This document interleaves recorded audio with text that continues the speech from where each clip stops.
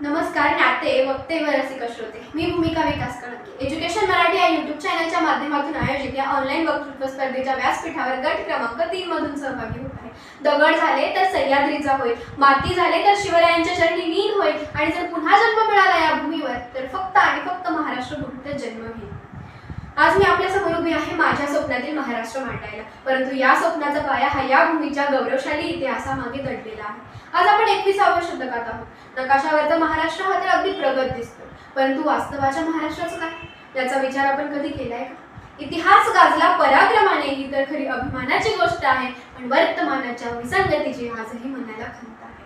माझ्या स्वप्नातील महाराष्ट्रात राजकारण हे लोकशाहीचा मान राखणारं हवंय, परंतु आज आपण काय पाहतो? तत्वांची होळी करून सत्तेचा बाजार मांडला जातो. आमचे नेते मंडळी विचारसरणीसाठी नाही तर ईडी सीबीआयच्या भीतीने किंवा सत्तेच्या लोभासाठी एका रात्रीत पक्ष बदलतात, आणि यावर म्हणावेसे वाटते, निष्ठेची विष्ठा झाली, लोकशाहीची चेष्टा झाली. तुमच्या या माकडुड्या पाहून इमानदारी उष्टी झाली, इमानदारी उष्टी झाली. परंतु माझ्या स्वप्नातील महाराष्ट्रात नेत्याला खुर्चीची नाही तर गरिबांच्या चुलीची काळजी असेल. आजची तरुण पिढी म्हणजे आपल्याला जर गडकिल्ल्यांचा इतिहास वाचायला लावला तर वेळ नाही, परंतु ट्रेंडिंग गाण्यांवर नाचायला मात्र वेळ आहे. माझ्या स्वप्नातील महाराष्ट्रात तरुणाईच्या हाती स्मार्टफोन नक्कीच असेल, परंतु तो रील बनवण्यासाठी नाही तर जगाला हेलावून टाकणारं तंत्रज्ञान विकसित करण्यासाठी. आज भ्रष्टाचार हा शिष्टाचाराचा भाग झाला आहे. त्याने महाराष्ट्राला अगदी वाळवीसारखं पोखरून काढलंय. कुठलंही सरकारी काम करून घ्यायचं असेल तर आधी आपल्या खिशाला कात्री लावून त्यांचे खिशे भरून द्यावे लागतात, आणि यावर म्हणावेसे वाटते, समाजात आज सर्वांनाच भ्रष्टाचाराचा नशा आहे. वरून वरून कीर्तन पण आतून मात्र तमाशा आहे. माझ्या स्वप्नातील महाराष्ट्र असा असेल की जिथे कामासाठी लाच द्यावी लागणार नाही तर हक्काने काम केलं जाईल, जिथे पेपर फुटी होणार नाही आणि गरिबांच्या मुलांची मेहनत ही धुळीला मिळणार नाही. आज आपण जिजाऊंच्या सावित्रींच्या गप्पा मारतो, पण प्रत्यक्षात बदलापूर असो वा लातूर आमच्या भगिनी या सुरक्षित नाहीत. आज वर्तमानपत्र उघडलं की काळजाचा ठोका चुकतो. विकृत मानसिकता ही आजही मोकाट आहे. आम्ही व्यासपीठावरून स्त्री सन्मानाच्या गप्पा मारतो, पण प्रत्यक्षात तिला माणूस म्हणून जगतानाही भीती वाटते. वास्तवाचा आरसा इतका भयानक आहे की आज लहान मुली देखील सुरक्षित नाही. परंतु माझ्या स्वप्नातील महाराष्ट्रात कायद्याचा धाक हा गुन्हेगाराच्या हाडामासात असेल, नुसता कागदावर नाही. आज महाराष्ट्रात जातीपातीचं विष कालवलं जाते हे पाहून काळजात धस्स होतं. एकमेका सहाय्य करू अवघे धरू सुपंत हे म्हणणारा महाराष्ट्र आज आरक्षणाच्या व जातीच्या वादात होरपळून निघतो. परंतु माझ्या स्वप्नातील महाराष्ट्रात तरुणाई ही जातीसाठी रस्त्यावर उतरण्यापेक्षा रोजगारासाठी आणि प्रगतीसाठी एकत्र येईल. याच भूमीत महाराजांनी सांगितलं होतं की रयतेच्या भाजीच्या देठालाही हात लावू नका, परंतु याच भूमीत हा शेतकरी हा हवालदिल झालाय. माझ्या स्वप्नातील महाराष्ट्रात शेतकऱ्याला अनुदानाची भीक नकोय, तर त्याला त्याच्या घामाचा योग्य दाम हवा. आज आम्ही महाराजांचं नाव घेतो, परंतु त्यांच्याच गडकिल्ल्यांवर जाऊन काय करतो? तिथे प्रेम युगुलांनी कोरलेली नावे आणि प्लास्टिकच्या बाटल्यांचा खच दिसतो.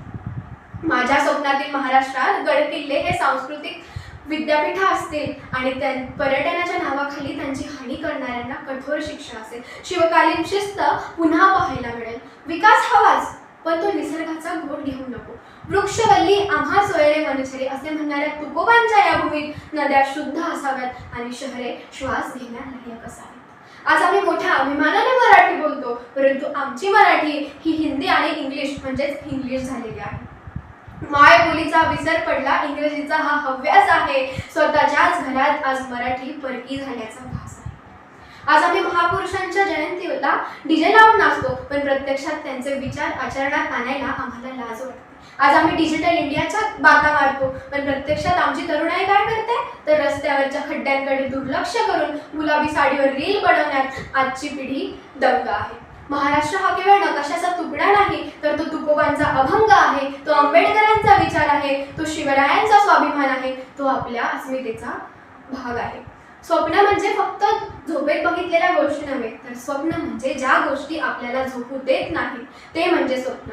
माझ्या स्वप्नातील महाराष्ट्र हा तांत्रिकदृष्ट्या प्रगत नक्कीच असेल, परंतु तो आपली संस्कृती विसरलेला नसेल. जिथे जातपात नसेल, जिथे शेतकऱ्याला योग्य न्याय मिळेल, जिथे प्रत्येक स्त्री ही सुरक्षित असेल आणि जिथे प्रत्येक मराठी माणूस हा ताठ मानेने जगू शकेल. आजचा महाराष्ट्र गोंधळलेला नक्कीच असेल, परंतु माझ्या स्वप्नातील महाराष्ट्र हा पुरोगामी, प्रगत आणि पारदर्शक असेल. चला तर मग 18 पगड जातींना सोबत घेऊन शिवरायांच्या नीतीने चालणारा प्रगत, सुजान आणि स्वाभिमानी महाराष्ट्र घडवूया. चला घडवूया नवा महाराष्ट्र, जिथे असेल विचारांची शुद्धता, नसेल तिथे गरीब श्रीमंत, असेल फक्त आणि फक्त माणुसकीची समृद्धता. माझे विचार जर तुम्हाला आवडले असतील तर व्हिडिओला लाईक करायला विसरू नका आणि जास्तीत जास्त लोकांपर्यंत शेअर करा व तुमचा अभिप्राय कमेंटमध्ये मांडायला विसरू नका आणि चॅनलला नक्की सबस्क्राईब करा. धन्यवाद. जय महाराष्ट्र.